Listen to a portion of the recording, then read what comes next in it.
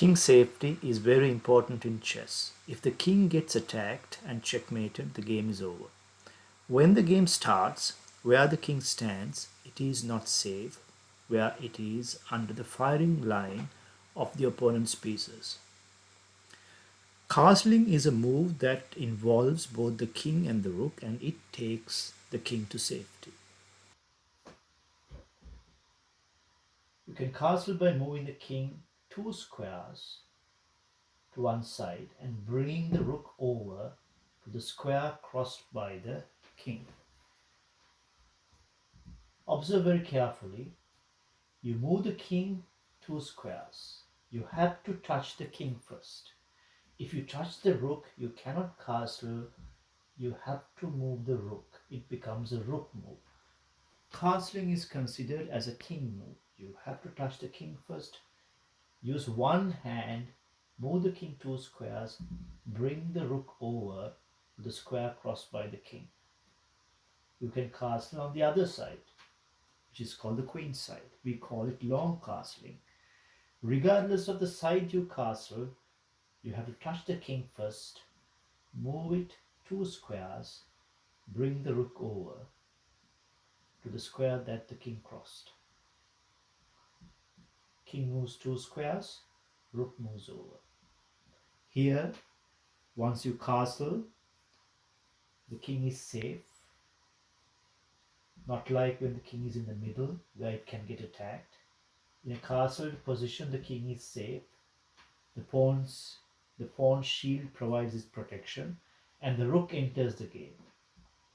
Unlike in this kind of a position where the rook is at the corner of the board, when you castle, the rook enters the game. Now let's look at the rules related to castling. Obviously, there should not be any other pieces between the king and the rook. The next condition is that the king and the rook should not have moved before. If the king has moved, you can't castle for the rest of the game. And you can't use a rook that has moved previously, assuming both these pieces, the king and the rook, has not moved before. You will be able to castle by moving the king 2 squares and bringing the rook over to the square that the king crossed. Similarly, you could castle on the other side. The next rule is the king cannot castle to escape a check. Here the knight, which is on c2, is attacking the king. The king cannot castle. The king is not allowed to castle to escape this check. Is not allowed to castle on either side to escape the check. It has to find some other means of stopping the check. Similar to the previous move, the king is also not allowed to cross over a square that is attacked by one of the opponent's pieces when castling. Here, the square f1 is attacked by black's bishop on h3. The king is not allowed to cross over it in its attempt to castle on the king's side. However, there's no such problem on the queen's side. The king is allowed to castle.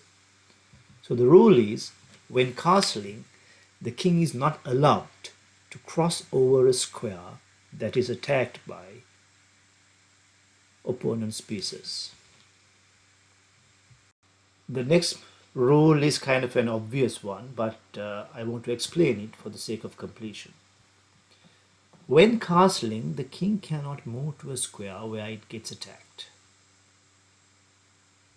It is a general chess rule as well. The king cannot move to a square where it gets attacked. Here the square g1 is attacked by black's queen, and the king is not allowed to move there.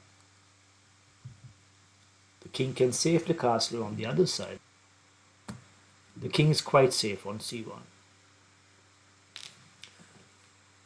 So the rule is, after castling, the king cannot end up on a square where it is attacked.